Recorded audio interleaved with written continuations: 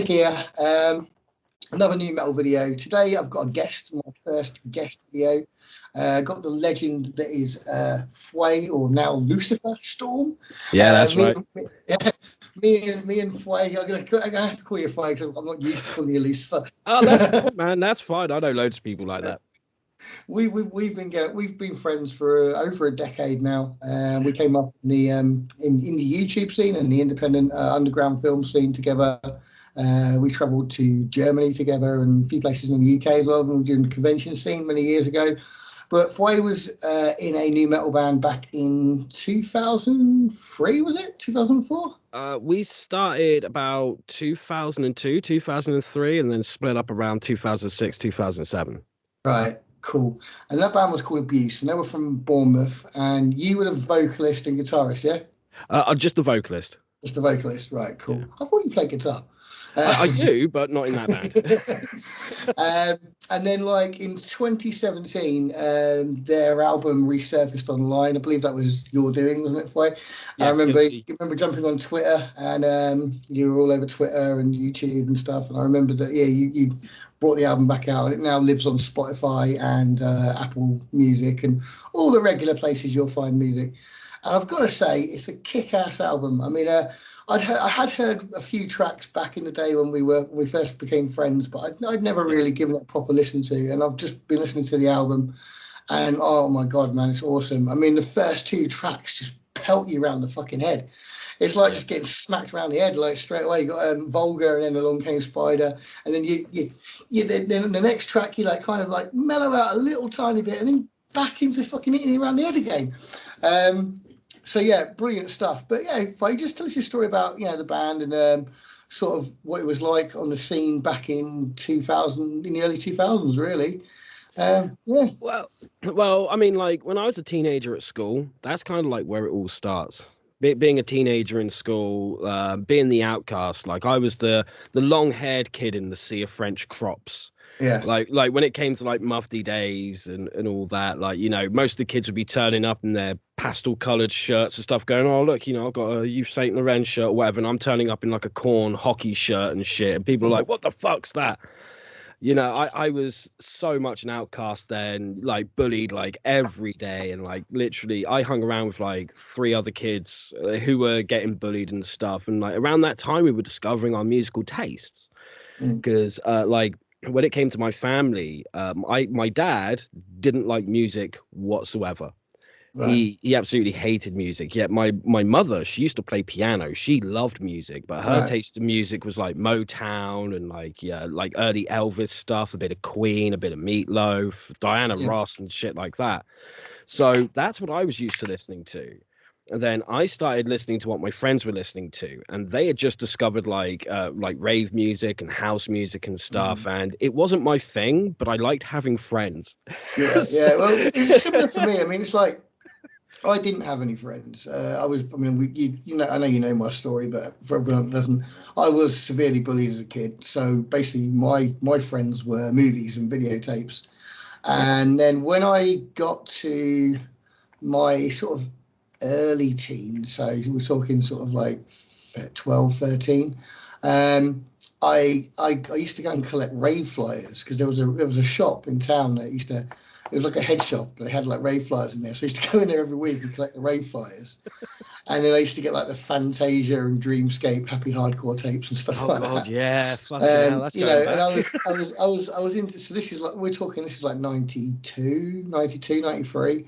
Yeah. And then I like that did get me into music. It did get me into music. And then I went to stay with my uncle, who was a gig promoter in Windsor. And he took me to a gig at the art centre, and I saw a band called Space Junk, and they were a punk band, and they had a song where they threw out Mars bars, and it always stuck in my head like this really just chaotic, funny band. Yeah. And that kind of planted the seed, but it still took a few more years until I sort of went to college, which was 95, and the day I went into college, I basically had friends instantly, and they were metalheads. It was two twin brothers. One was into like more the old school metal and like the hair metal, and the other one was into all the modern stuff like Korn. So I got like encapsulated into that world straight away. And to that point, like the year before, bands like Offspring, Green Day, Dog Eat Dog had dropped. So Yeah. I was like, I was already a little bit into them. But at that moment, when I started hanging around with these guys, literally within a week of being their friends, all the rave flyers came down, all of the Fantasia tapes were thrown out, and I just fell into that scene. And then it was the right time because it was like, obviously it was 95, so it was just on the brink of new metal. I mean, obviously the Yeah. first Korn album was out at that point. Yeah. First Korn album. Then you did have like heavier albums which almost fall into new metal, like things like Lemonade and Brownies by Sugar Ray. Yeah. Those sort of albums were coming in, so I was getting into that sort of scene. And then as soon as we turned 16, so 16, 17, we started going to the local rock club and then Nice. gigs. And then it was like, I lived an hour away from London, so it was like gigs every night. And that's where I found my friends. And, Yeah. my friends to this day, people I met, on this outside the London Astoria waiting for gigs. Yeah. And I was someone that flowed in both camps. I was into my metal, but I was also into my punk. So Yeah. every night of the week, I'd go to gigs, and like that's how I fell into it. And Yeah. if I didn't fall into that scene, I wouldn't become the person I am. I wouldn't have got the confidence to then Mm. start promoting my own gigs, learning Yeah. how to do things DIY, and then that is how I taught myself how to make films. So everything stems from the music scene and this Right. genre. You Yeah. know, I mean, This is the thing. I mean, you're a few years younger than me, aren't you? You're like 34, 37, 38? Oh, I'm 39, going to be 40 in March. Yeah. So I knew you were about 3 or 4 years younger than me. So I'm 43 now. So Yeah. we're around about the same age. Yeah. So yeah, we were both there. When it peaks and Yeah. when songs where people could say fuck a lot got to number one Yeah. on the radio. When all of a sudden us outcasts that were walking around in like you said, the corn hockey tops, I had a cold chamber one, and the baggy jeans, all of a sudden we became the popular kids. Yeah. Yeah. And And that was a weird moment, man. it was strange, man. It was strange. I Because, mean, I had like, a friend called Jeff who was really into hip hop, mm, and he was just into hip hop and R&B and stuff like that. And when it peaked in like sort of 2000, like when Hybrid Theory came out, he gosh. became a rock guy, and like Yeah. loads of people I knew just fell into it. Yeah. Uh, Very odd, I mean, like Slipknot on TFI Friday and stuff like that. Yeah, man, it was so weird because, like, in a similar sense, like, because I hung around with these guys who, like, they discovered like the house music and garage and jungle and shit like that. There was this small period of time we would hang around every weekend, but there was this short period of time where they were going off doing their own thing, and I was hanging around with my sister's husband, who he passed away like a couple of years ago now. But I was hanging around with him because he was an older person that I respected. And, we would have late nights at his place, like a couple of beers when I shouldn't have been because I was too young, the odd joint and stuff like that. And he'd be like, "So what music do you listen to?" And I'm like, reluctantly, this kind of thing. Like, I didn't like it, but I was listening to it because I knew my friends did. Yeah, And he was like, "Let me show you some real music." So he started me off with Rush and then brought in Iron Maiden, Pink Floyd, Metallica. And I was like, oh, this stuff's good. I wonder what like newer stuff's like. So I went out and like, took the pennies that I had and I go to HMV and I just went to the metal section.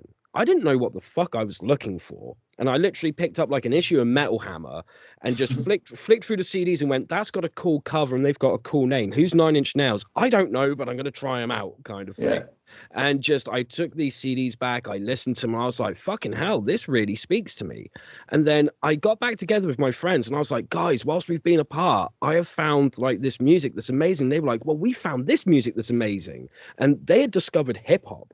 And I had mm. discovered metal and new metal and stuff. So we did a trade off and we were like, shit, we both actually like these two different genres of music and stuff. And literally, that's when Korn dropped. That's when Deftones were releasing stuff. Cold Chamber, Yeah, Cold, Entombed were doing a new album. You had Demanufactured by Fear Factory coming out. Machine Head had just released the More Things Chain. It was such a yeah. good It was good. fucking It was a time for really good music. time. It was amazing. I mean, like I used to go to a shop called Rockbox, Yeah. which is quite a famous record shop in Camberley in Surrey. And I used to go in there, and anything that was like import and new metal, I'd pick it up. Yeah. I mean, I got $3 bill y'all when it was on import before it blew up. When it was still selling slowly. Yeah. Um, I got so many bands back then that I discovered through just like going into the record shops and just looking at the import stuff. It was like I knew if it was an import and it fit in, it was like someone said it was new metal, then I was going to get it. Yeah. And I discovered loads of bands that way. And then years later, in 2000, about 2000, yeah, about 2000, I got a job in a record shop myself. And it was great because basically I just used to spend all day smoking cigarettes, talking about metal, and recommending albums and stuff. It was amazing. It was like my favorite job. Um, but yeah, I mean, like, it was such a time. I mean, you had so much. I mean, I'd say for someone like myself that was on both ends of it, like the metal and the punk, Yeah. there was so much choice around. And then obviously like the festival scene as well. I'd go to Reading Festival, and at Reading Festival you had like you also had the Warp Tour there as well, so you get Yes. a lot of stuff. And I saw everybody, and it was amazing. And it was just the first time I felt so welcomed, and I had Yeah. confidence. And the first time I ever had interest from girls. Yeah. And it was all because of that. I mean, um, I got laid the first time because of a pitch shifter gig. So so yeah, it's all it was definitely a great time to be in there, and I Yeah. think we were very lucky over here, because of a lot of the American bands. They would bring them over here and like promote them here first, because obviously if they can conquer this market, then they could Yeah. broaden their horizon stateside.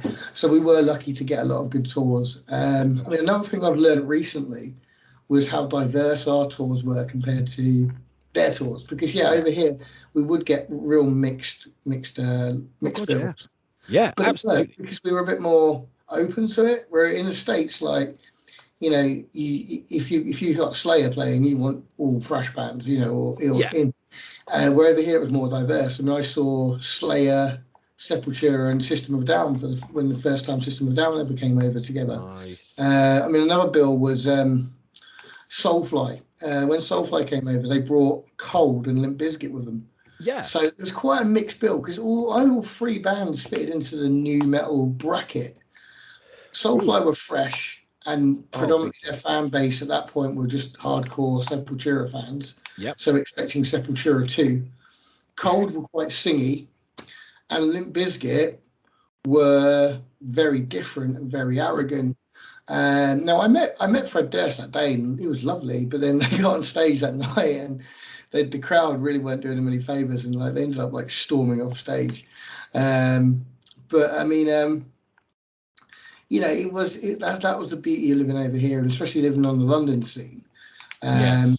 but then as I got more into it, that's when I just started discovering like how fresh our scene was, our actual Oh God, homegrown yeah. scene.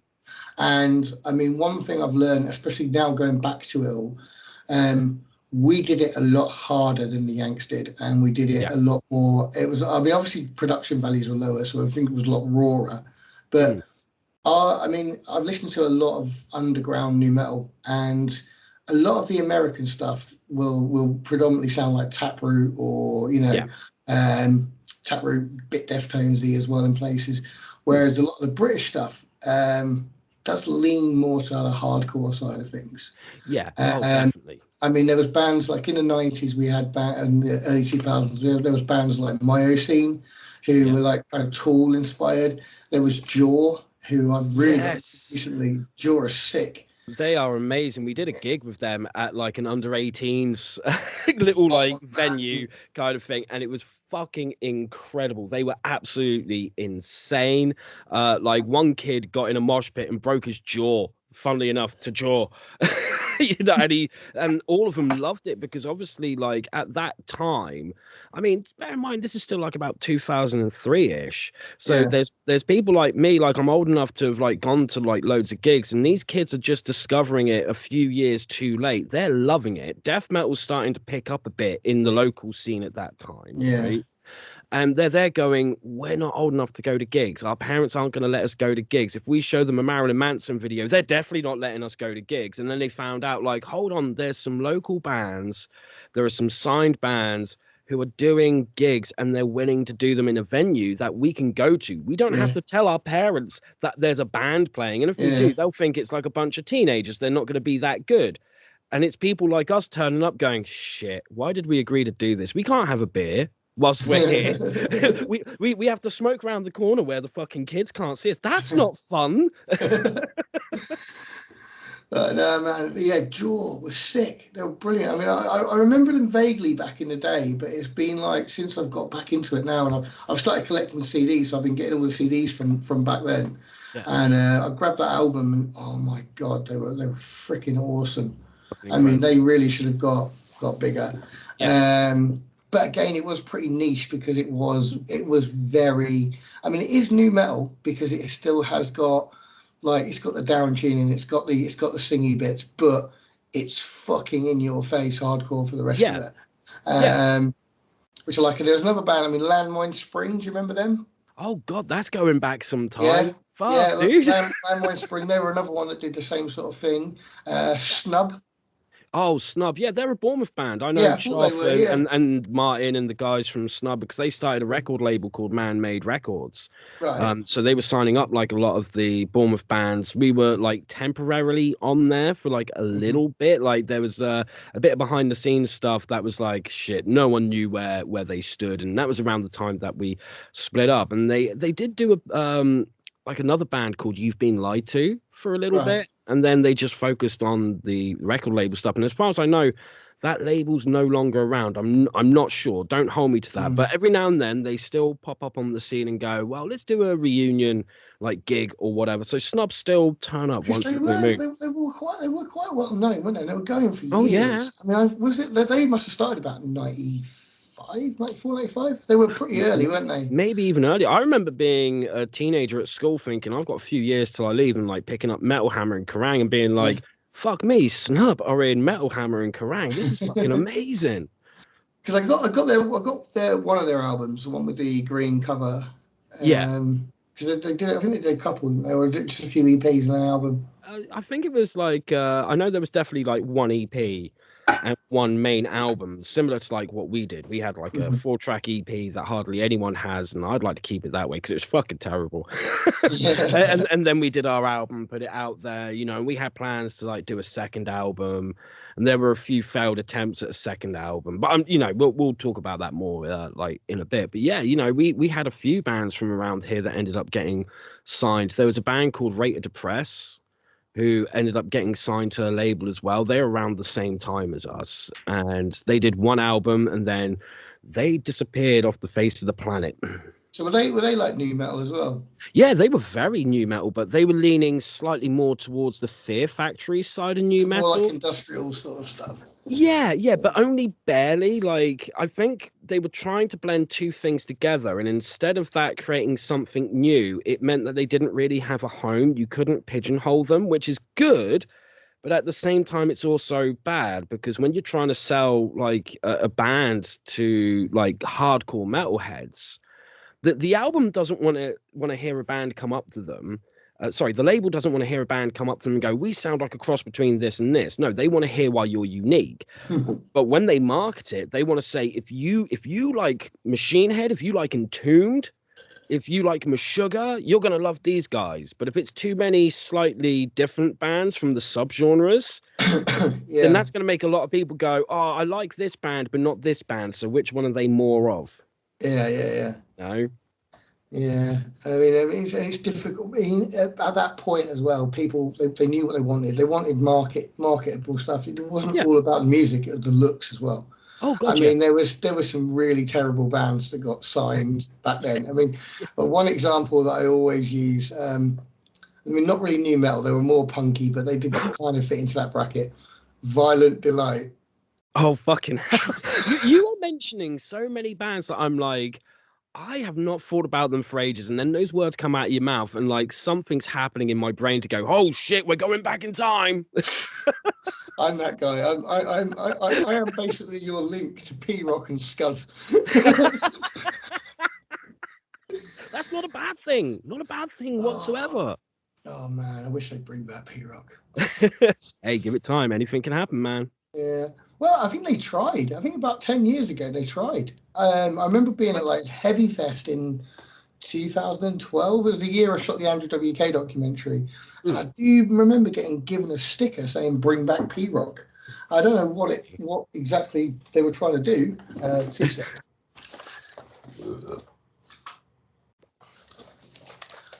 Just turned the heating off. I was starting to cook myself, but I Oh, couldn't no quite worries, man. reach the thermostat without taking the headphones off. Yeah, so someone did try to bring P-Rock back. For those American or European listeners, P-Rock was a independent music channel we had over here that was focused on punk rock and metal. And then after that, there was also Scuzz as well. And Scuzz lasted quite a long time. Is it still going? No, Mm. I think it Haven't stopped. got a fucking I clue think just whether the that's still Kerrang going one's on. still going now. I think last time I tried watching the Kerrang one, it was all sort of indie bands. But yeah, so yeah, I mean, if you ended up on P Rock or Scuzz, then you were doing well. Um, and yeah, it was a good time to be in the UK scene, and that was around the time I Yeah. was promoting gigs as well. So it was great for me because I'd book a band and their video would drop on P Rock, and then all of a sudden I'd Yeah. have like a load of people turn up at the show. So that was always really good fun. But yeah, I mean, going back to like bad bands that got signed. I mean, like Violent Delight. I mean, I remember hearing their demo. Yeah. It was awful. It did literally sound like a bunch of kids in a garage. But I mean, I don't know how they got signed. I mean, there was always, I mean, you always have these rumors. So you don't know how true they are, but people say, oh yeah, one of their dads worked for a major label or something like Oh, that. But yeah. I Yeah. don't know. I don't know. I mean, I just remember the big song, "I Wish I Was a Girl," and it like completely ripped off Bloodhound Gang chorus and Yeah. like a song that you definitely couldn't release in a day like today. Well, that Uh, was something that happened a lot back then. Like you'd have a band like, say, like Bloodhound Gang, as you mentioned, or you'd have like Blink 182 turn up or Korn, and people didn't listen to it and go, "Oh, you can do something different and get successful." They just heard this new sound and went, "We need to mimic it." Yeah, I mean, I just did a video today and dropped it on my YouTube channel where I basically dissect what I believe is the most new metal song, Yeah. and I believe that the most new metal song ever is "Get Naked" by the band Methods of Mayhem. So that was I get you. Tommy Lee's band. Now, "Get Naked" is like completely un PC, Mm-hmm. completely over the top, Yep. completely new metal by numbers, but it works. It's a brilliant Yeah. song, but I mean, it's not for everybody, and I wouldn't say it's like the best new metal song, but it works. But I sat there and I like dissected this song on my YouTube channel, took the video apart. And I mean, like, the shit they say and do in that song, you Mm. couldn't get away with in this day and age. But it still encapsulated everything that is new metal. And Yeah. like, I mean, the thing is, well, the genre was laughed at for many years. It was laughed at, but what's coming around now, 20 years later, Mm. is all of these new bands, like all these deathcore bands and all that. Yeah. They've all got new metal influences because those were the Yeah. kids that grew up on Slipknot, Korn, Limp Yeah. Bizkit, Linkin Park. Absolutely. Um, We're seeing a kind of a new wave of new metal at the moment. We got bands like Wage War, I Prevail, the Amity Affliction of Mice and Men, the Gemini and Syndrome. they're all dropping new metal amongst the Yeah, deathcore stuff, which is yeah, interesting. Then you've got the other camp where you have got bands like Tala, for instance, yeah. um, and Zone Zero, the band 13, Death Blooms, Wargasm. Mm, These bands are bringing back traditional new metal, yeah, and that is what which I like. I mean, it's underground at the moment, but it's only a matter of time. I mean, I yeah, think Tala are going to be fucking huge. I mean, Justin, the singer of Tala, was a YouTube singer, and he was already massive on YouTube, and the band pulled him yeah, in. I think they're going to get huge. There's a Japanese band called Paladusk, yeah, and oh my god, when the world gets hold of them, they are going to dominate because they yeah. sound like nothing else. They sound like literally like nothing else. How they how they write that shit is just beyond me. I mean, it's Well, like. it's so many layers and just in 1 minute it's like full on like real grindy sort of breakcore, then it turns into like a bubblegum pop song, Oh, you know, with nice. like disco dancing, then into hip hop, then back into like fucking like new metal riffs. It's just Yeah. it's sick. Um, you know, so but the Japanese could always do that. I mean, look at bands Yeah. from back in our day, Mad Capsule Markets, for Yeah. instance. Yeah. You Perfect know, one example. of the most incredible bands I've ever seen in my life. Yeah. Um, so yeah, I mean, you know, I do think new metal is going to have a comeback. I don't Oh, think it's going to be definitely. dominating the charts anymore like it No. did before. No. But I think it is going to get. I think it will get mainstream again. I mean, everyone spent the last 2 years being locked in their house. They want some fun Yeah. music to listen to. They want bouncy Absolutely. music. So I do Absolutely. think that like it is gonna come back. Yeah. How big the Yeah. resurgence is going to be, I don't know. I'd love it to be huge. I'd love people to be walking around with the big blue bolt jeans on again, and Well, the the massive fashion chain is wallets. the fashion is slowly coming back. Like not too long ago, I was down my local pub and like this girl walked in and she was wearing the typical baggy skater jeans and stuff. And it was like, fucking hell, I haven't seen that in time. And someone was saying to me, like, no, 2000s like new metal kind of clothing. That is slowly making a resurgence in the fashion world of all things. Yeah, And look at the like I said, prices of the t-shirts.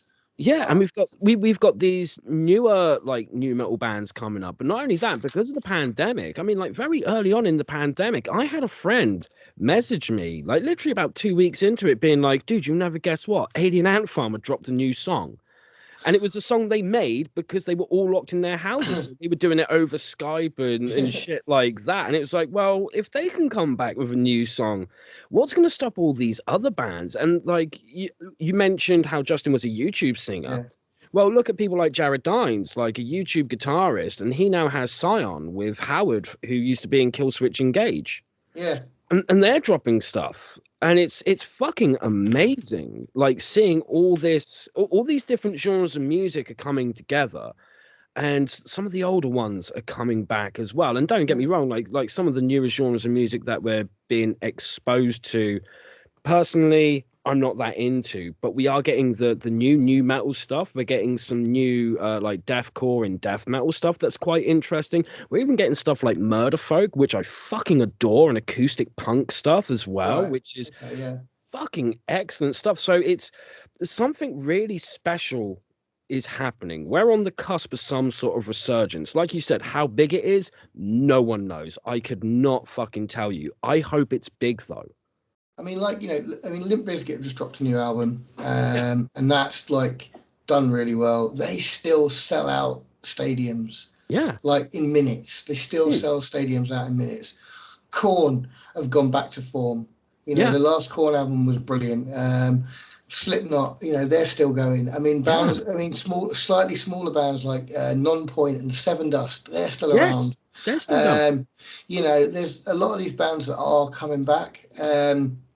And then you see you've got these newer bands as well. So I do think that the movement is going to start again.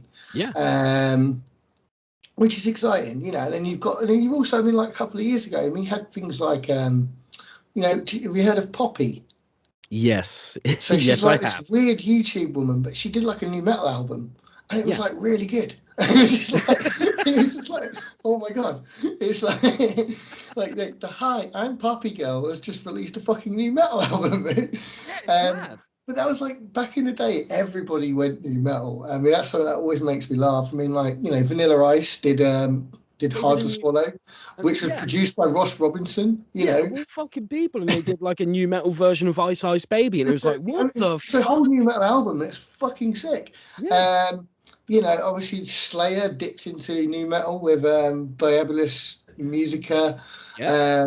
Machine Head did it twice, once really well, once terribly. And they Uh, still dip back into it even now. they Like still so play. They still play like the Burning Red, don't they? mm, mm. They play what do you call it? From This Day. They still play that. Oh But yes.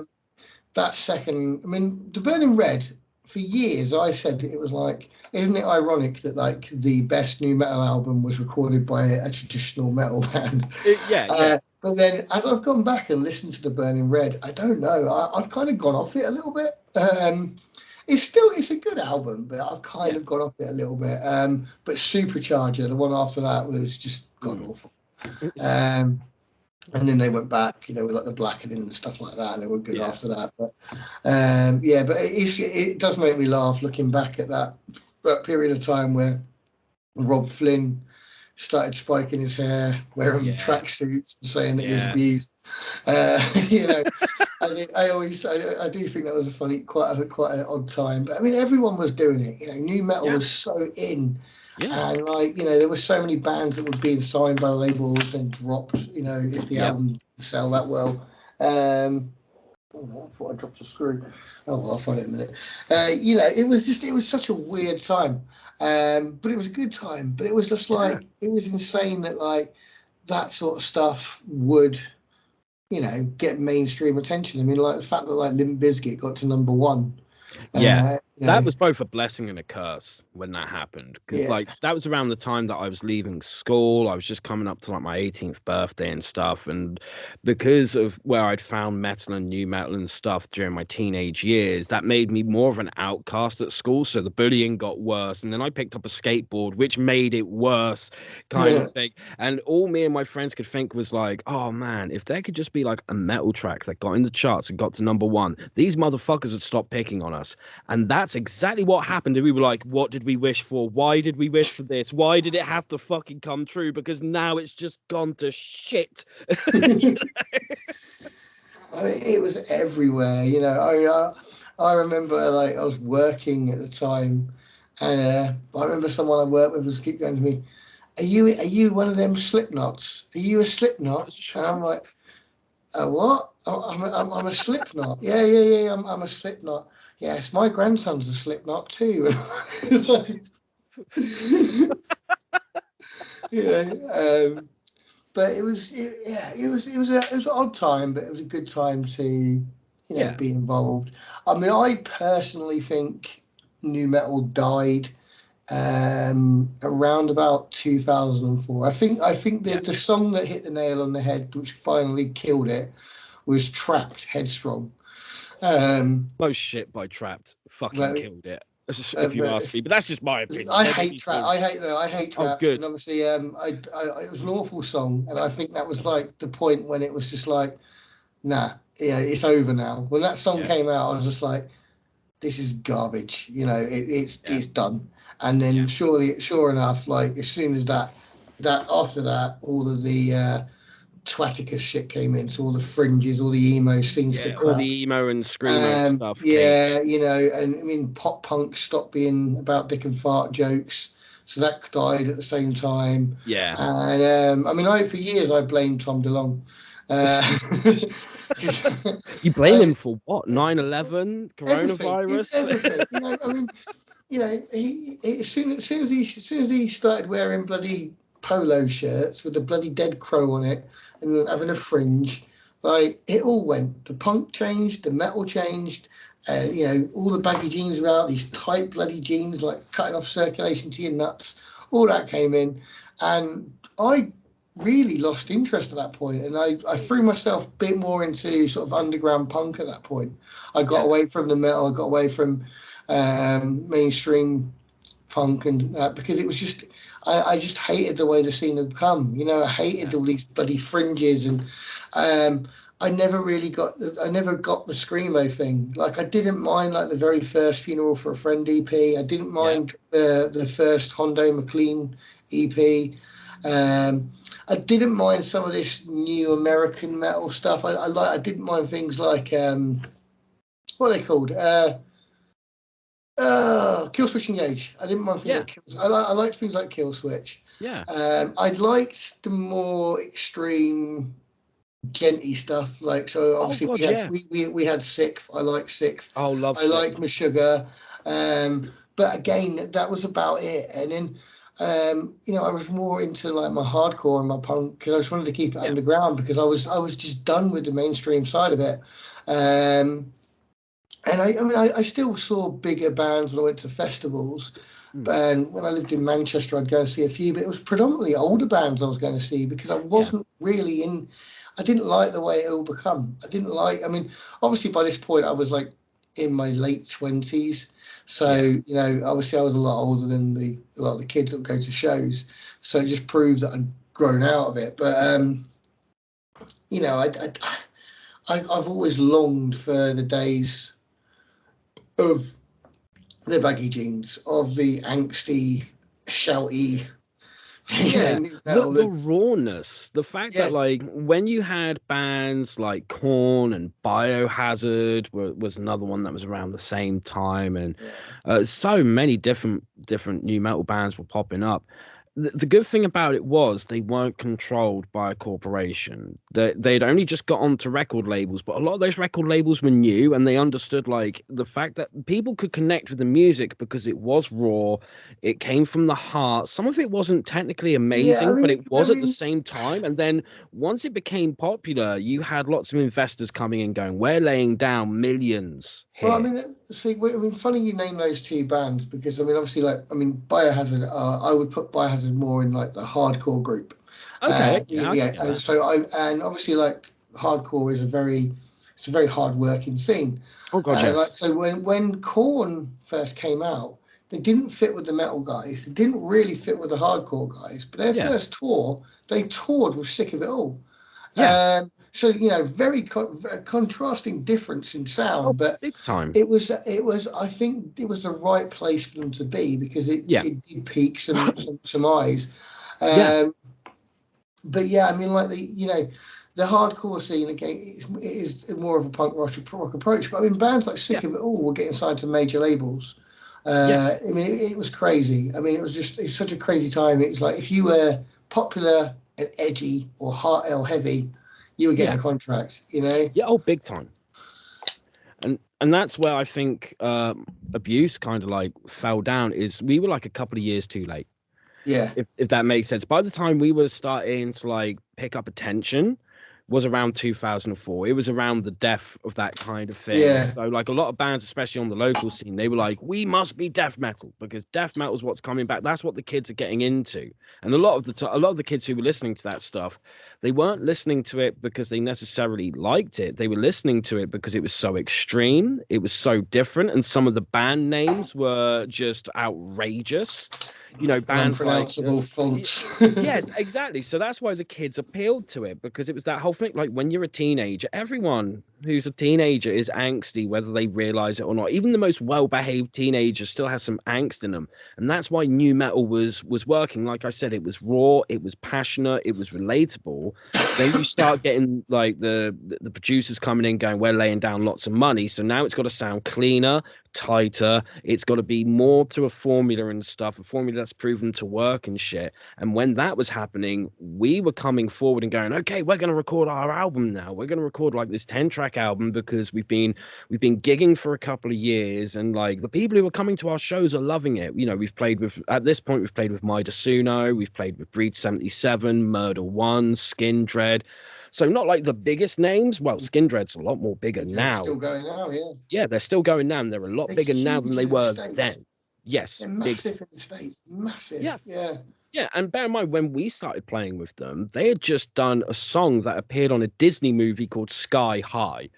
So they were starting to pick up a bit, and then they're going over to the US to record a song like that, and then they're coming back and playing like shitty little dive clubs that we're fucking playing as well. And it was unreal, and But that the was people always were the thing digging with it. them. I mean, yeah, I mean, obviously, like, Benj would you sometimes see Benj in like in London and stuff, Yeah, but obviously, like, at that point, he already had Dub War, which was doing really, really yeah, well. And yeah. like, um, see, when I moved to Devon, Mm, some of the bigger bands in that part of the world were bands like Tourniquet, and some of the yeah, members of Tourniquet joined Skindred. yeah. So it was from like that scene as well, which is weird. But yeah, I mean, I love Skindred. But I mean, there's some pretty big names. You got shows with.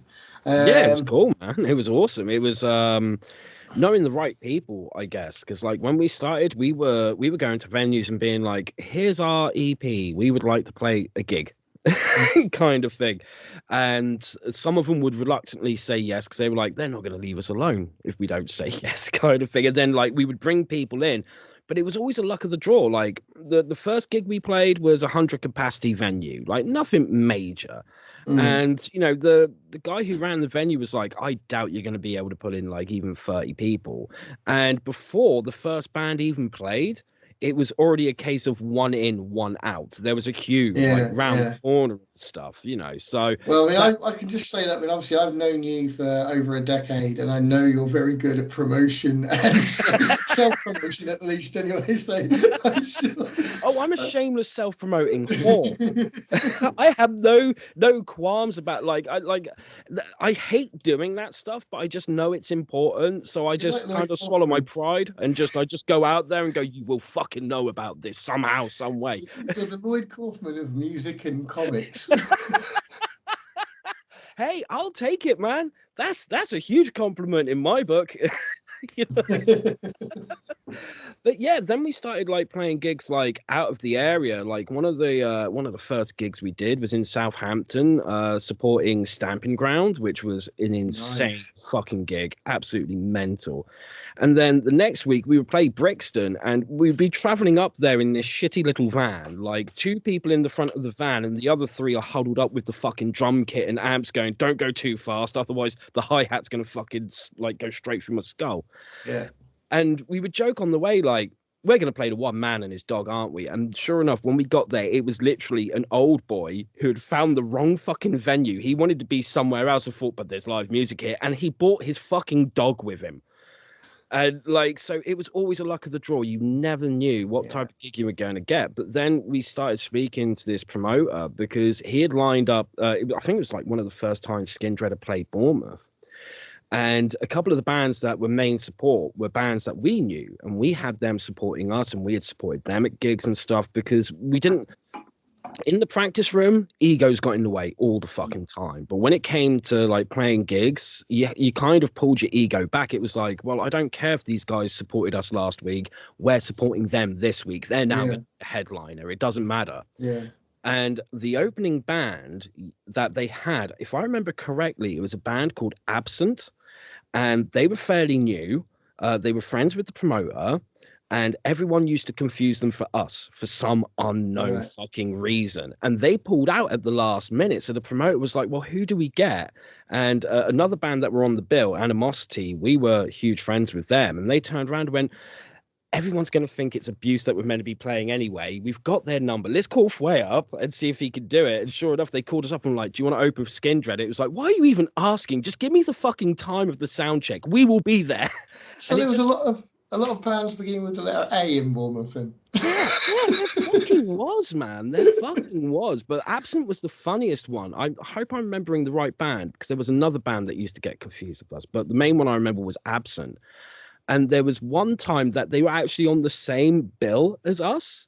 And I turned up and, you know, and someone pointed out like the singer from Absent. I sort of like went over there and I was like, oh, hey, man, how you doing? I hear you from Absent and stuff. He's like, yeah, yeah, who are you from? I was like, Abuse. He's like, oh, so you're the fuckers we keep getting confused with, blah, blah, blah. And he was, you know, he was quite arrogant considering they were fairly new. Mm. And whilst I was talking to him, there was a band called Sunshine Republic playing, and they were fucking mental. And yeah, we stepped outside. He was like, yeah, well, I don't understand why people confuse us because, you know, I'm the best singer in Bournemouth kind of thing. I was like, are you now? Okay, can't wait to hear this. And then they played and they literally got silence at the end of every fucking song. And it was like, oh, okay, your ego's taking a hit now, isn't it? Kind of thing. But then he came off and was like, oh man, the crowd's shit tonight. You know, good luck, but you're not going to get any reaction. Then we got up there and it was, "Way! Fucking hell, the boys are here." Kind of had people singing along to the like every time we played Volga, I would always have that moment during one of the choruses where like I'd do the first part of the line and then just let the crowd scream Volga, Yeah. and they fucking loved it every time. We tried doing a show where we didn't play Volga, and all that happened is we got to the end of the gig and then it was encore, encore. And of course, the only song we hadn't played was that song. So it's like, okay, you're finally getting what you want. Fucking deal with it. Yeah, I suppose you find that when you got a big song. I mean, I've been in a few bands in my time, and luckily we only ever had like very small set lists, so never got too many problems. We wish to be able to get every song in. Yeah. But I mean, at one point, to avoid all that, I started an improv punk band. Nice. Basically, what it was is I used to put on gigs every Friday night, predominantly punk shows, and I formed a band. So if we were ever like a band short, me and my mates could just get up and play a set. Yeah. But rather than like being able to practice all the time or writing stuff, we had like a bunch of tunes that we needed a structure to. And I'd ask the audience for song subjects, and I'd just shout random shit related to that subject over the music. And we ended up touring Ireland. We did an Irish Nice. tour. Yeah, Nice. we did an Irish tour. We supported some fairly big bands. Yeah, we were called the Gutenbergs, named after Steve Gutenberg. Um, but Rock on. I always had like the odd project. I was in a pop punk skate punk band for a couple of years called To Be Announced. So they were probably like the most serious band I was ever in. Mm. And then I did a grindcore band called Triple Six Pack. Um, that was quite funny. Did my nerd rap album, which kind of leans a bit towards new metal. Not So Amazing Nick or Nick Box 360. Uh, did that for a bit. I did a one man grindcore album called Not So Amazing Nick, and it was basically an 11 track album that ran under a minute. Yeah. It was literally just this grind beat, me just saying random, screaming random shit down the mic. So yeah, I was involved in a lot, but obviously I did a lot more gig promotion and tours, and I managed I Yeah. managed bands. I mean, the most successful band I managed a skate punk band called Detox for about 5 years, Yeah. and that was like I put a lot of effort into them. They recorded an album, got on some fairly big tours over the UK and Europe and stuff like that. And they were really like they were my band, even though I wasn't actually a physical member playing the instrument. I was the Yeah. guy that set it all up. Yeah. So that was like probably my biggest band I was involved with. And then obviously I used to promote gigs, so I worked with a lot of bands there. Currently made a list of about 75 to 80 bands that were Okay. in the new metal genre that were in the UK, big and small. You've named a load today that I've got to go back through and add to the list. So you can send me an update of all the ones from your area. And basically, yeah, we're trying to track down music from all these bands, and Paul's reviewing them. I've been reviewing some, and I've gone the CD collecting route, so I'm trying to get CDs of all these bands. So if you've Yes. got any old Abuse demos lying around, I want one. Yeah, that can be arranged, man. Because Yeah, like basically, like the people that I hang around with now are like I've started hanging around with them over the past few years. Like I yeah, went through a very shit time in my life, lost like a lot of friends and stuff. Some of my older friends started sort of like creeping back into my life. Some of mm, them that's been great. Some of them it's not been so great, unfortunately. But yeah. shit happens. I mean, I remember People when grow I and when I change. first met you. I remember you were quite you were yourself quite isolated person. You weren't going out as much, were you? Yeah, And then I remember you saying you're going out again. I was like, going out? What the I sun might know. kill you? I know. It's fucking weird, isn't it? Apparently, I like a challenge, you know. But so like I've started hanging around with these people. They're really my kind of people. They're the reason why, like during the pandemic, I was like, I'm gonna go back to some of the albums I used to listen to as a kid and just experience them again because it's been so long and having a great time with that. And they all know that I write comic books for a living and stuff. And then I'll be talking to them and be like, oh yeah, when I was in Abuse, and they'll be like, what? You were in a band? It's like, oh shit, yeah, did I not fucking mention that? I was in a band once, kind of thing. And ever since then, they were like, well, how can we listen to it? I was like, well, go here and check it out. And they would start listening to it and stuff and go, fucking hell, didn't realize you could sing like that. That's weird, kind of thing. Because they don't picture me as being that kind of person. I get that a hell of a lot. And I had a couple of people that I knew who were like, "Oh man, I remember the back in the days of Abuse and this, that, and the other." And then all of a sudden, it was things like back in 2015, one of the guys from the band got in touch with me and was like, "Let's do it again." let's do it again, even if it's just one gig. Let's do it again. And we got in the not the recording studio, but the practice studio for like a few months, and it started off okay, and then it was like, nah. See, some of the band members wanted to stay in the past, and some wanted to move forward. And I was one of those people that I was like, if we're gonna do this again, yes, revisit the old, but move forward.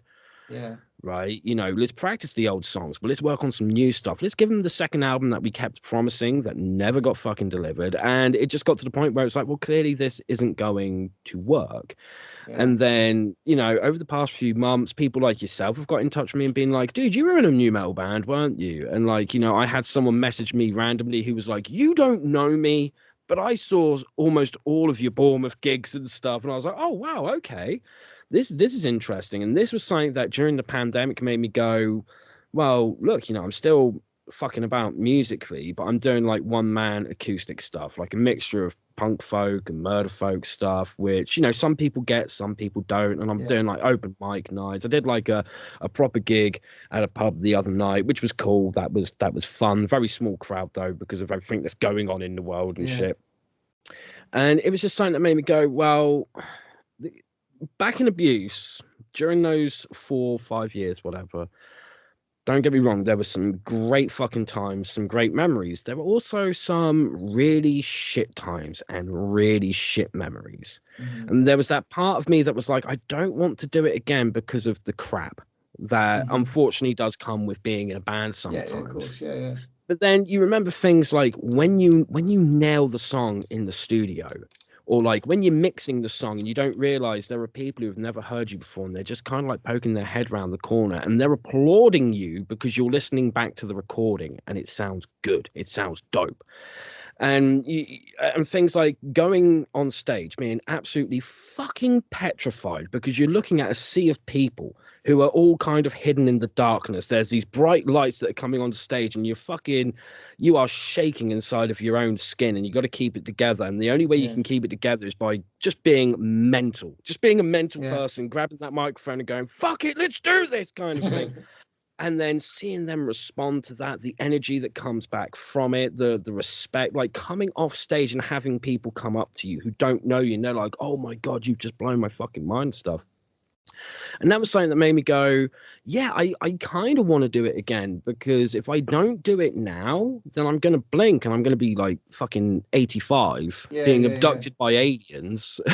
I won't get the chance again.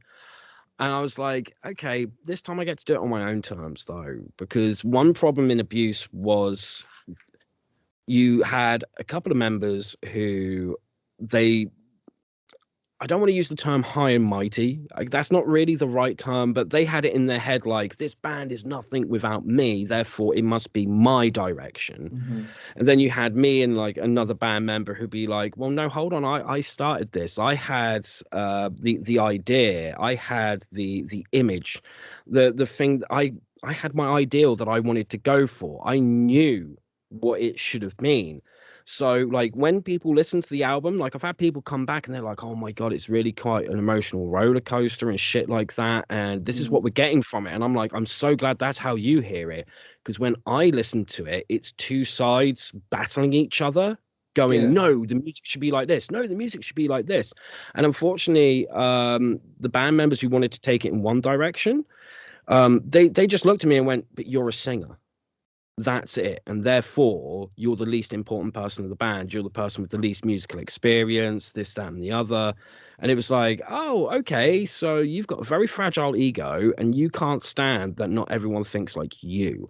yeah, And you want to beat them down. You want to control them and make them conform to you. And that's the wrong idea for yeah, any fucking band.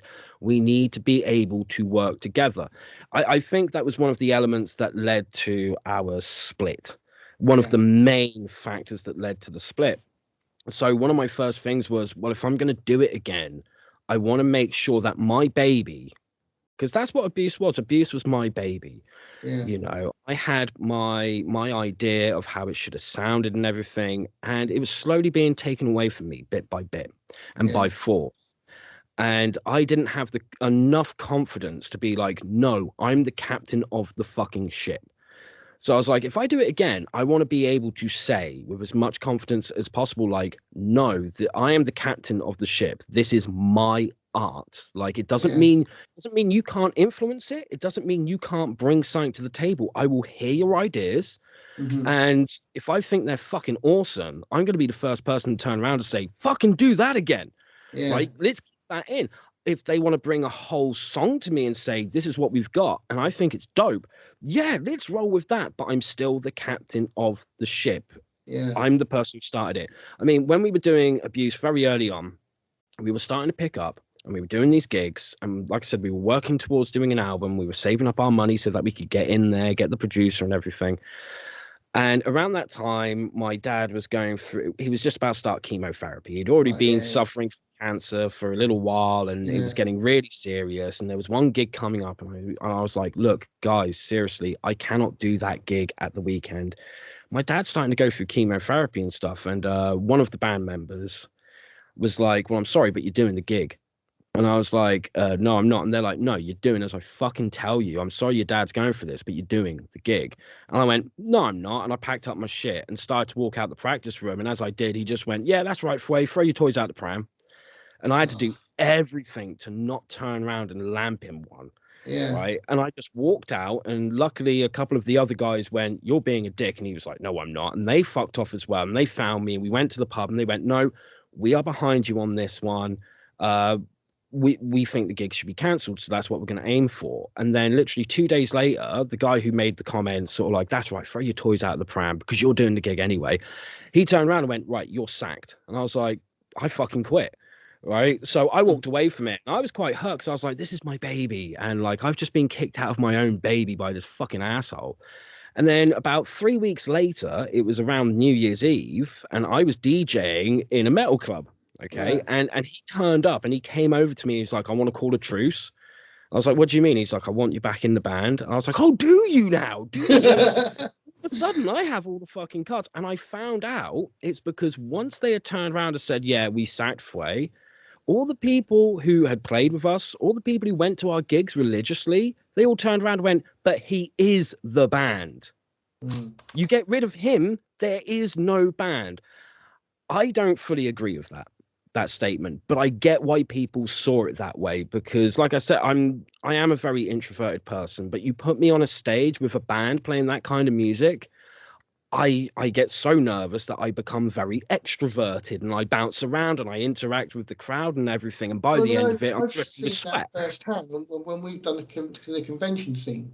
The Yeah. pair of us, like we're all nervous and skitty when we're setting up, and then as soon as people start coming over to us, me and you are on bloody fire, you Yeah. know, Fucking A. and jumping into people's pictures and that, Yeah.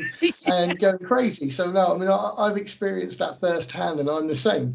So I totally get where you're coming from there. Yeah. Um, So yeah, yeah, that was something that just like thinking about those times, like those weren't some of the greatest parts of it all, but there was something great about it. And I just thought, okay, well then I need to start doing it on my own. So I would like sit at home during this pandemic, I'd pick up like my Ibanez or whatever and just start like banging out some chord progressions and then experimenting with them and adapting them until they became a song. And I would then I got in touch with a guy in Italy through Fiverr of all mm, places because mm, I heard his recordings and they were yeah, so fucking professional. And I was like, okay, dude, I'm gonna pay you. Here's these tracks. Anything you think is fucking awesome, keep. Anything you think isn't awesome, fucking change so that it just do your magic, kind of right. thing. Make my crap good. Just don't record any vocals because that's my job. Yeah. And he was like, yep, no problem. And luckily he liked a lot of it. There were parts that he was like, dude, this could be so much better. Let me do my magic. And he did. And every time a track came back, I was like, fucking hell, you've made this incredible. So I was just like, cool, I think I've got enough for like a 4 or 5 track EP. And I've been doing what I can to try and get back into the studio so that I can record some Yeah. vocals. But the problem is, it's been years since I've done Abuse. Mm. So I am a little rusty when it comes to the natural, just nice singing parts, yes, I can still do that. But the dry lunging, the screaming, yeah, I need to train a little bit before I can go back in and record that type of stuff. So I put a name to the project. I called it Sandman, but it's spelled S ampersand MAN. Yeah, And I plan on calling it the EP, the Apex Disorder EP. That's a title that right. I've always wanted to use for something. Yeah, At one point, that was going to be the name of the second Abuse album that we were working on. That never got fucking done. yeah, And yeah, I've got all the instrumental masters. It's just a case of I need to find time and fight against this pandemic so that I can get into a practice studio, start training my voice again, and then once it's up to snuff, I can get back into a recording studio. I can yeah, lay down the vocals. However, I've got to admit, where so many people have been getting in touch with me recently, even before you shared like the link to the Abuse album based on a true story, I've just had people in dribs and drabs coming over being like, "Oh man, if Abuse could get back together and stuff like that." And I was speaking to a friend earlier and like saying like, "Hey, look, this person's messaged me asking about Abuse. This person's reviewed the album and stuff. Like, I hope no one's hoping for a reunion because we tried that and it ain't gonna fucking happen."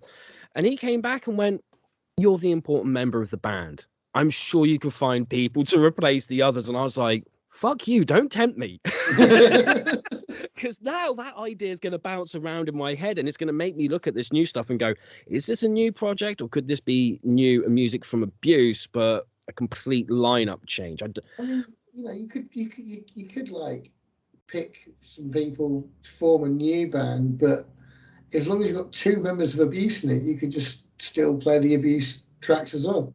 Yeah, absolutely. But I think the other problem that comes into it is there are other bands out there that have formed since we gave up, since we quit, who have called themselves Abuse. And unfortunately, they've got a bit of a bigger following than we had, kind of thing. So it's like, oh no, do you really want to get into that I battle don't as know, well? but Like with the new metal sound, you just call it Abuse 2.0 Abuse or 2, Abuse Electric 2K, Boogaloo. Abuse 2K. Oh my god, going like proper old school new metal right there. Like, yeah, we Yeah, meant to bring this album out like 21 years ago, yeah, man. Abuse 2K. Um, but no, I mean, I do. I mean, the thing is, I mean, there is this big scene now. There's a huge Reddit community on new metal. There's several podcasts and Facebook groups, and I honestly, I mean, I'm not just saying this because you're a friend. Hmm. It's a genuinely good album. It really is a good album. And I do think that if once this gets out, it's going to turn some heads. I mean, I've recently guested on possibly my favorite, maybe the best new metal podcast there is, New Breed podcast. Okay. If you're watching this, check it out, guys. And I'm due to go on there soon to do an entire episode of underground UK bands.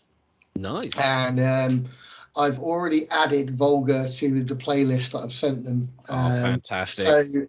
so yeah, but so I will be discussing you on that. But I will probably drop the album in a few places as well Please do. because of I think it does need to be heard. It really does. Because it really it I mean, like you said, you were a couple of years too late. If Yeah. you dropped this shit in 2000, you would have been signed. I mean, it's up there. I mean, my personal favourite UK new metal band was Vacant Stare. Oh god, yes, they were fucking amazing. They were phenomenal. Yes. I mean, they are. If you ask anybody in the UK community from back then who was the fan favourite, it was Vacant Stare. They were just fucking insane. And it's a shame that they never got huge. I mean, yeah, they got fairly big. I mean, they got featured. They Yeah. were on Kerrang the album, and they got some Oh big god, tours. yeah. They fizzled out before it really took off for them. Which is sad. But then there were so many great bands. I mean, another one. I don't know if you remember. Do you remember Hybrid UK? No, I don't. Right, so Hybrid UK were a band from London around about 98, 97, Yeah. 98. Yeah. And they were kind of like They were new metal, but they were drum and bass infused new metal, and Right. they played loads of shows in London. They released a 4-track EP, self-released. Mhm. Got a track on a Metal Hammer CD, and it blew up everywhere. Like everyone in all the clubs all around the country was playing this song, "Respect for Life." So you probably would Nice. have heard that in a metal club at some point. Um, and they split, and the band are legendary. Like you find copies of the EP on YouTube with people from all over the world just going, have they got any more stuff? Will Yeah. this band ever reform? They were legendary, Yeah. but only off of a demo. So it proves you don't need to be signed. You don't need to be on a major label, especially No. in this day and age Oh God, where yeah. you've got the internet and you can get your stuff out there. I mean, Yeah. I've gone so far down this new metal rabbit hole. I've been finding obscure bands from all over the world. I mean, like last night I was listening to like German rapcore new metal I was listening to. Um, I mean, Sold. they're Sold yeah. already. I tell you, one of the best bands at the moment are the Indian band Bloodywood. Yes. Yes. I heard of Basically, them very recently, and I was yeah, like, okay, I'm in. they're basically like Indian Soulfly with a rapper. Yeah. They're freaking insane. And the Japanese shit's pretty bonkers as well. Stuff like Nice. Palidusk and stuff I already mentioned. I mean, but then like Austria, like I found this Austrian band called how are they called? I want to say SOP, but they're not called SOP. They're called what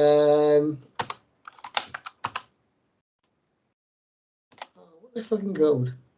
It's SO something. Anyway, really, really Okay. fucking cool Austrian band from back in the day. Like, I've gone proper down the rabbit hole, and I mean, Yeah. like, I'm buying CDs left, right, and centre because they're so cheap now, like Yeah. like a pound or two. So I Yeah. go on eBay, and every day I'm ordering like 7 to 10 CDs, and then they're coming back. I've got an amp set up over there and a CD player, 2 CD players, and I just listen to stuff on CD. I'm not Ah, trendy enough to sweet. go down the vinyl route, so I'm going the CD route.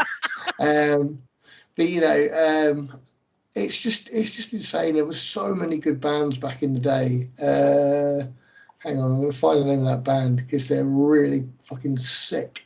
Another good British band. Do you remember One Dice from Bristol? Yes. Yes. They were fucking awesome. I've really got back into them. I got their album, and then the other day I managed to find a copy of their demo as well. Oh, I mean, nice. this is how into it I am. I mean, I don't just want albums. I want demos too. Yeah. I, Yeah. I want Definitely. to collect everything. I can't find this bloody band now. But yeah, it was so like going back to it all. Like I said, it was just such a wonderful time Yeah. to be involved in it all. So many fond memories, and so many great bands, and it was just a really unique sound. Yeah, it was. And it was just a unique scene as well. Mhm. There was nothing like it. And what I found amazing at the time of like, gigging and stuff was it was very easy to speak to people who weren't into new metal whatsoever. They may have heard Linkin Park or Evanescence or whatever, and they thought, "Oh, I like this, but this is more rock." And but Mm. what they would normally listen to would be like fucking Westlife or whatever. And you could turn around to them and be like, "Well, look, I'm in a new metal band. Do you want to come check us out?" And they'd be like, "Yeah, sure." And half of them would walk away horrified, and the other half would be completely converted. And all of a sudden, they were like, "Oh, I loved what you did, and because of it, I went out and I got Slipknot." And all of a sudden they became converted and went, "Oh my God, this scene's amazing." Like I remember a few years after we split, I started seeing a girl who, like, her favorite music to listen to was like Lady Gaga and shit like that. But her brother, who I knew, he was into lots of different stuff. He liked the indie stuff, but he also liked Sixth and Corn and the Darkness and things like that. And I took her to a metal gig, and I didn't play any of the music from any of the bands to her. I offered because I was like, "You might want to know what you're getting into." She was like, "No, I want to go in blind." And she went in, and she did not expect what she heard. And she was like, "Everyone here seems so nice, but yet this is so angry and stuff." And I was like, "Yeah, and look over there in the corner. There's an old biker couple who are dancing together and making out." And like, at the point of showing her that, like, the girl got dragged into the mosh pit, and bear in mind she's like in her like fucking 60s or whatever, and Yeah, she's still in her fucking biker leathers, fucking throwing the horns out and stuff. yeah, yeah. and she watched sort of like this old boy that's with her sort of like push all the youngsters away, like, no, this is what we're about, and teaching the youngsters, like, you see someone fall in the pit, the first thing you do is you stop, you pick them back up, and then you can push them, then you can hit each other and stuff Just push like them back that. down. You know, and she didn't fall in love with the scene, but in that moment she really understood and appreciated it, to the point where she was like, look, I don't get your music, it's not for me. But fucking hell, the people involved in that scene, in that community, you don't see that at a hip hop gig. If someone falls at a hip hop gig, it's like, ha, sucks to be you, Yeah. kind of thing. I mean, it's another thing. I look back. I mean, I recently, have you seen the documentary about Woodstock '99? No, I So haven't. you know, like Woodstock '99 in the States was like Yeah. a complete fucking clusterfuck. Yes. Basically, it was like it was poorly organised, and then like Fred Durst incited a riot, or Yeah. could have incited a riot. Yeah. Basically, everybody just trashed the place. But people got, there was like people got injured. There was a lot of sexual molestation and stuff going on because everyone was running around naked, and Hmm. lots of fucking craziness happened. But one thing I noticed, I mean, obviously, like we're more accustomed to the festival scene, Yeah. but I do think in America at that point, from watching these documentaries, it was like everybody got into new metal, Yeah. and it was like the jocks and all of that. Whereas Yeah. over here, yes, everybody got into it, but the scene itself, the main scene, was Yeah. still full of alternative people, Yeah. and I think there was a bit more respect and stuff. Oh God, yeah. I think Absolutely. in the States it went a different. When it came to big events like that, it went in a different direction, and that's why another reason why I love doing what I'm doing at the moment, Hmm. making these YouTube videos, talking to people on podcasts, because I want people to know the scene that we had over here. Yeah. I mean, I listened to on one of the podcasts. I listened to the one I've guested on New Breed. I mean, they're very open to British stuff, but listening to their early episodes, they're saying, well, was new metal just an American thing? Well, no, it wasn't. It No. wasn't. Well, I mean, it's become clearer now. But obviously, back a year ago, they were saying, was it only an American thing? No, it wasn't. It was No. prominent all over the world. I mean, Yeah. Big we time. all had our. I mean, we only had one export, and obviously, great band, terrible lead singer, and that's the Lost Prophets. Now, They had to come up at some point, didn't yeah, they? well, they do. But the thing is, right, the thing I always state in my group, and any time they come up in any conversation, that band there were five, there was four other members of that band five other members of that band who were fucking talented and worked their fucking asses off. Yeah. And he who shall not be named did work his ass off in the early days. Hmm. But I mean, they weren't for everybody. I only ever liked the first album. I loved Yeah. the first album. I didn't like the later stuff. I met them several times. They were nice guys, and they worked hard. And it's sad that those guys, their careers are over because of one evil, Because evil yeah. person. Yeah, because of Uh, one asshole, and that's yeah, putting it politely. yeah, that's putting it majorly politely. But I mean, they were our only big export. I mean, we had big bands. I mean, I was shocked that In Me didn't get massive in the States. Absolutely. Abso-fucking-lutely. And the other one that shocked me, because they were on the same label as Lost Prophets and it's around the same time, was a British band called Number One Sun. I don't know. I've got the album over there.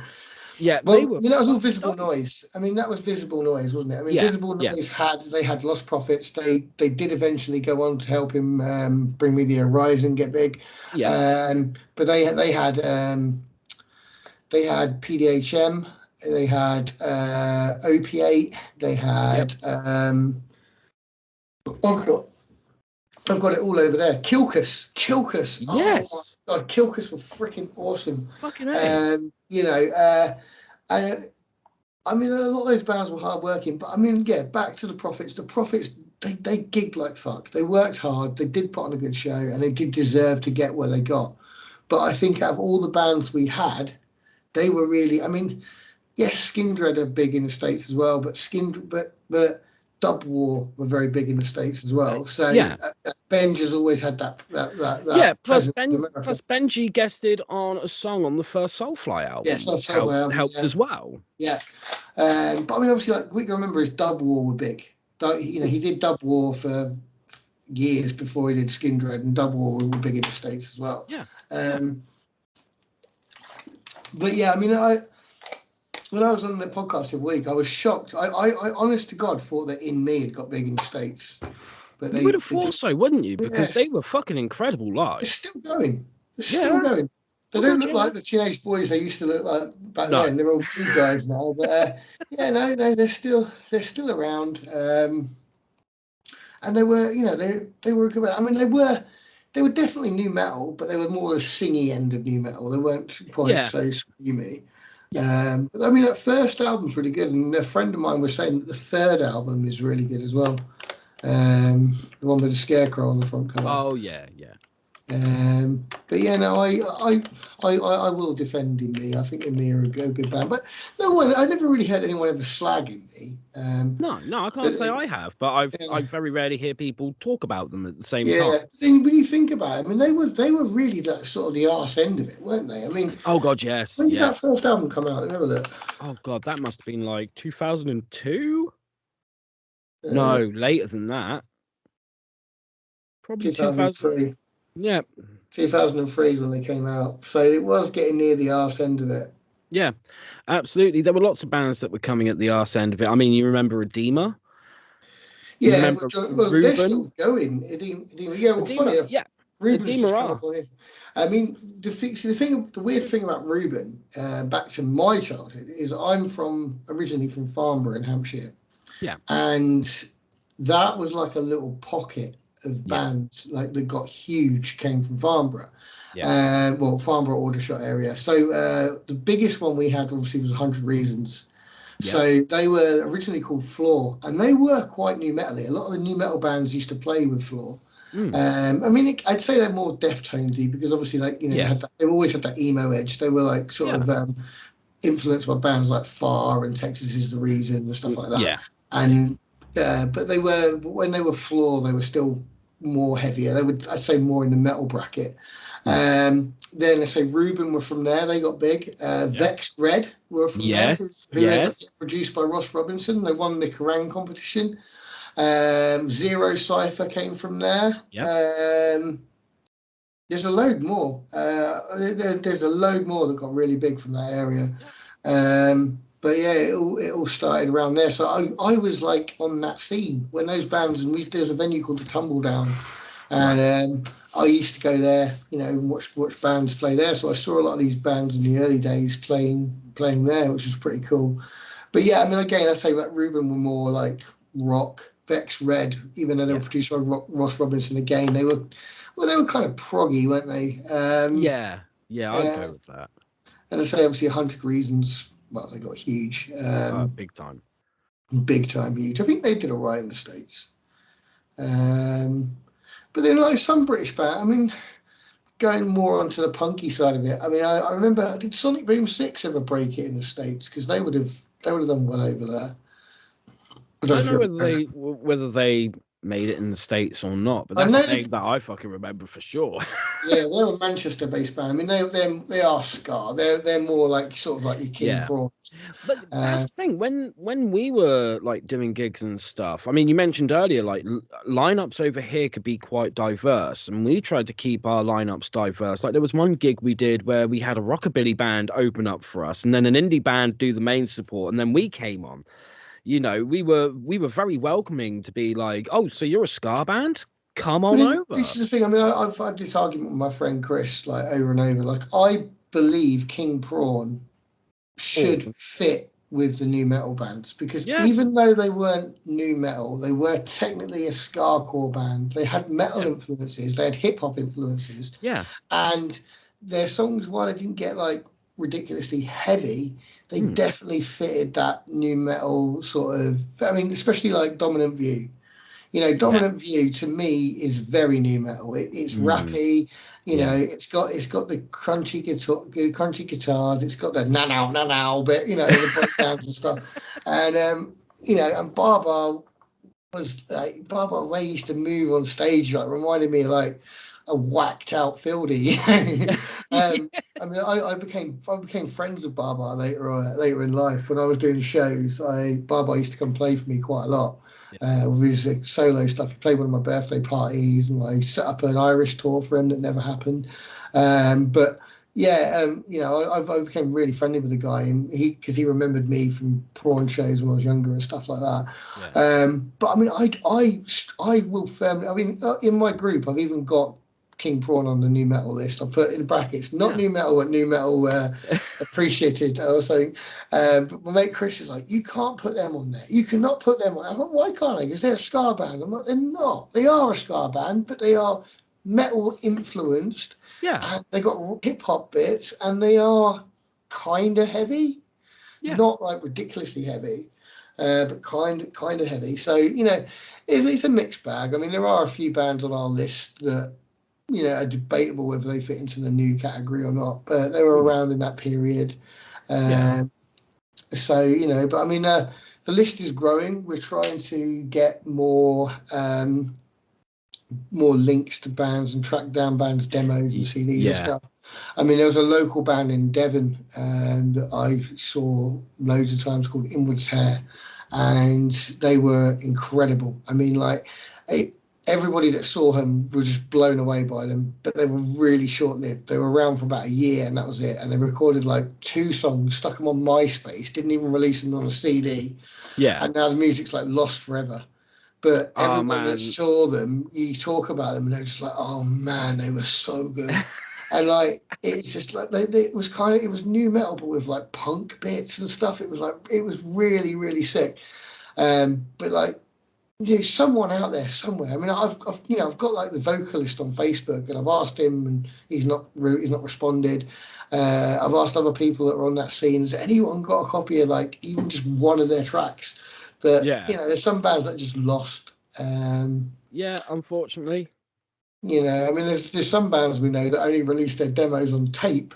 So it's now like Yes. trying to hook a tape player up to a PC to like rip the stuff, you know. Well, the thing is like when we were doing gigs, whoever we had support us or whoever we supported, it didn't matter whether they were a big band on a label or whether they were a small band. I mean, there are a couple of bands from the Bournemouth area who the reason they had their first gig was because I turned around to them and went, I'm putting on a show. We're the headliners. We need someone to open up or be main support. Like I remember turning around to this young kid who like he was so into his Marilyn Manson and Rob Zombie and stuff like that, and he had just put together his first band, and I was like, dude, if you've got enough to do like a half-hour opening set, I'll put your band on. What's the band's name? And they called themselves the Texas Drag Queen Massacre, right?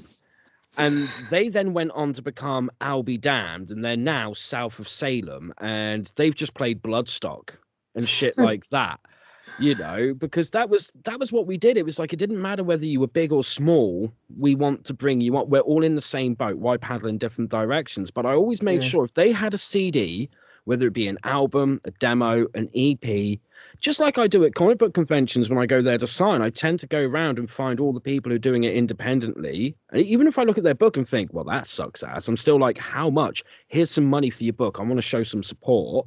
And I would do the same with bands back then. So I've probably still got like MP3s of some of them because I used to buy those CDs, bring them back, and then I'd rip them onto my computer and like just stick them in my like music collection. Like I've got the folder open right now.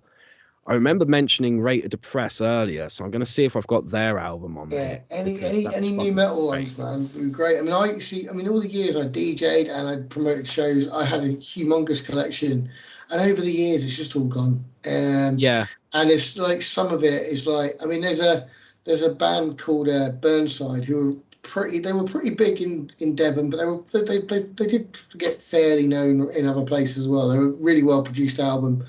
No one's got the album. Only one friend of mine's got the album, and he's in London. And I'm like, rip the CD, rip the CD. well, like, look, I've just found the Rate of Depress album, Bleach the Sky, so I know I can Right, sort you out with that. There that'd was a be band cool. we played with called Rest at Nothing. I've got their demo right here, which was called a self-inflicted casualty. They were kind of like there when like the emo stuff was coming, so it was very new metally, but it still had a bit of that emo Yeah, edge to it as well. I know I've got some of the Animosity stuff. HFM were a band that were fucking huge at the time that we were playing and stuff. Man, I'll go through it properly later, and I'll yeah. send you a list of what I've got. Yeah, and just upload some stuff, and then any if you've got any stuff on physical media for my personal collection, Yeah, sling it my yeah. way. Yeah, more than happy to, because I mean, uh, like back when like the album was being put out there again, like I didn't just put it on like iTunes and Spotify and stuff. I like at the time you could go to Amazon and be like, here's the tracks, here's the artwork, and they'd be like, cool, if someone orders it, we'll put it on a I'll put it CD on for them. demand. Yeah, yeah, yeah. Yeah, yeah. So I know I've still got a couple of those somewhere, so I know I could sort you out with one of those easily. If not, like getting one made up now would fucking Yeah. cost pennies. So Yeah. I mean, if you've got any old bands as well that have given you demos, don't want them, I'll put them in my collection. Good home. yeah, yeah, no problems, um, man. but yeah, I mean, people are sending me stuff. Like someone reached out to me the other day. They gave me both the Tourniquet EPs. I've had loads of stuff. I managed to find the Cowpuncher album the other day. Do you remember Oh, Cowpuncher? fucking hell, that's going back. And they were a noisy band. Yeah, so I've been finding some like really crazy shit. But I mean, it's been great going down that rabbit hole of Yeah, collecting CDs. Anyway, let's just wrap this up because it's an hour and a half. And no worries. I mean, I could talk all night, but I just know that the YouTube community probably don't even want to listen to us waffle for an hour and a half this first time. I'll get you back on and we'll talk about some more Yeah, stuff soon. But absolutely, obviously, man. but yeah, I mean, thanks again, Fway, for talking about how it was back in the day and about the No band. worries. And best of luck with your new projects. Thank you. And everyone watching this, I will get Fway back in. Now I've planted this seed back in Fway. I Yeah, know he'll be like, dude, do you want to do this? You want to talk about this? yeah, yeah, yeah. Fuck. So yeah, you will see his face more. But yeah, just thanks for watching. I'll put links to Fway's music down the bottom. Also, there'll be links to our group and some of the bands that we discussed today. Hopefully, we'll have some tunes of theirs in there. And yeah, thanks for watching, guys. And I'll see you all soon. Bye.